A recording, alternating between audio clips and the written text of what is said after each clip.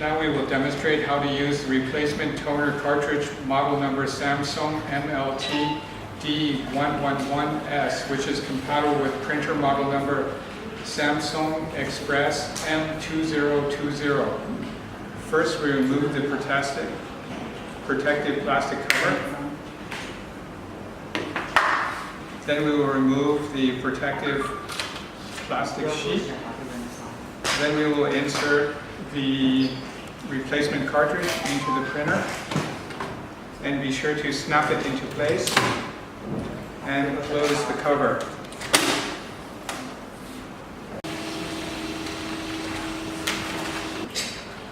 This is our test print for replacement toner cartridge model number Samsung MLT-D111S, which is compatible with printer model number Samsung Xpress M2020W.